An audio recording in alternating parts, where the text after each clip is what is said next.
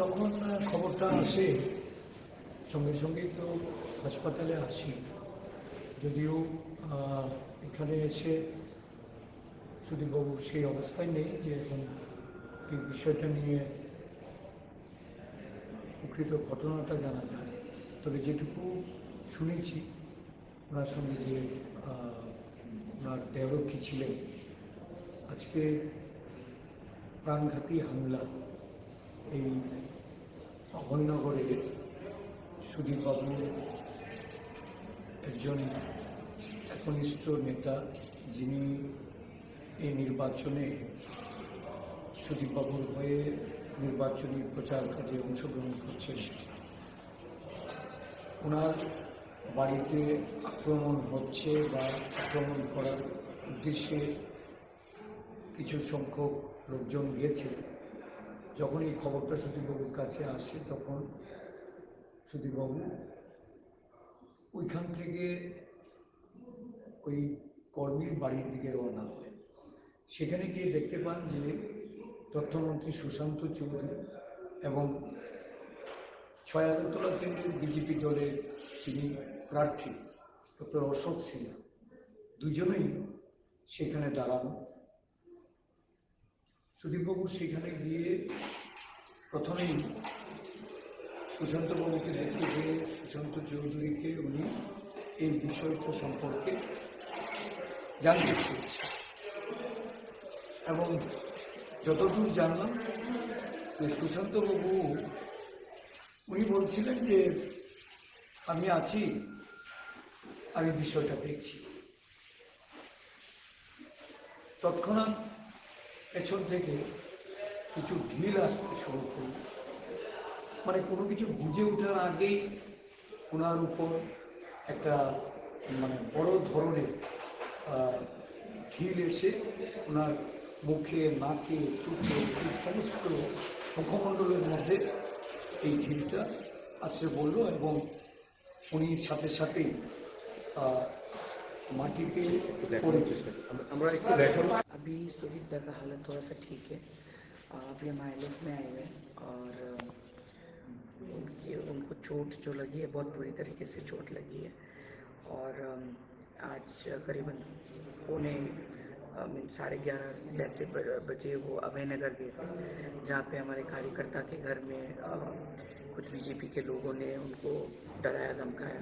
तो ये बात सुनकर सुदीप बर्मन जी वहाँ पर गए और जब वहाँ पर पहुँचे तो उनको पता चला कि सुशांत चौधरी जो यहाँ के माननीय मंत्री हैं और उनके साथ कांग्रेस प्रत्याशी अशोक सिन्हा जी भी वहीं हैं। और फिर उसके बाद जैसे कि हमें पता चला है चश्मदीद गवाहों से कि सुशांत बाहर आए, सुशांत चौधरी जी बाहर आए सुदीप दा से बात करने के लिए और तुरंत उसी के बाद उनके ऊपर पत्थरबारी हुई है, पत्थर नहीं बल्कि ईंट बारी हुई है। उनको मुंह में बहुत बुरी तरीके से लगा है, उनके दांत सामने टोटली डैमेज्ड है, इंटरनल ब्लीडिंग है और मुंह के अंदर से भी पूरा फटा हुआ है।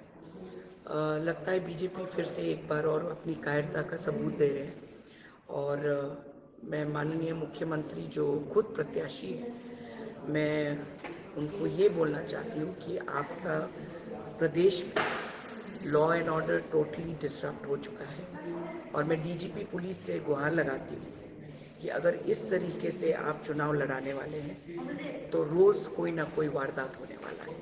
और जब एक कांग्रेस प्रत्याशी या फिर कोई भी प्रत्याशी के ऊपर आपने खुलेआम आपने उन पे ईंटबारी करी और उन पे अटैक हुआ, ये प्रजातंत्र है और ये प्रजातंत्र में होना नहीं चाहिए। और सभी मैं त्रिपुरा वासियों से गुहार लगाती हूँ कि आप लोग देखिए किस तरीके से बीजेपी सरकार आपको भयभीत कर रहे हैं। एक आम आदमी को तो छोड़िए, आपके जो प्रतिनिधि हैं उनके ऊपर भी अटैक हो रहा है।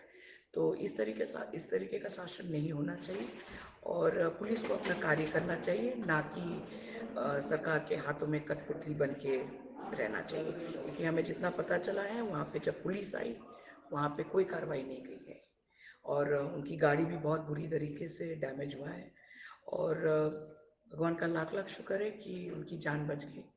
और बिल्कुल सही नहीं हुआ है जो हुआ है।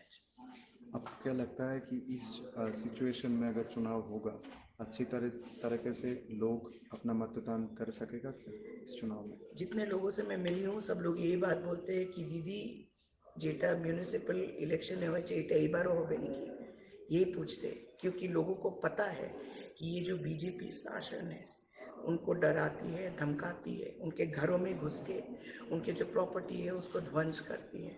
और आज देखिए एक जनप्रतिनिधि के ऊपर उन्होंने अटैक किया है, तो ये बिल्कुल सही नहीं है।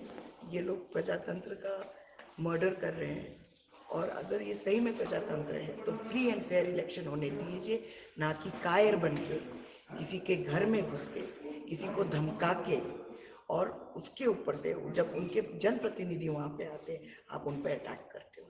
और मैं जो लोग वहाँ पे उपस्थित थे, सबसे शर्म की बात यह है कि सरकार की एक मिनिस्टर वहाँ पे उपस्थित थे और उनके सामने ये हुआ है, तो ये बहुत क्लियरली ये डिफाइन करता है कि वो भी इस अटैक में शामिल है।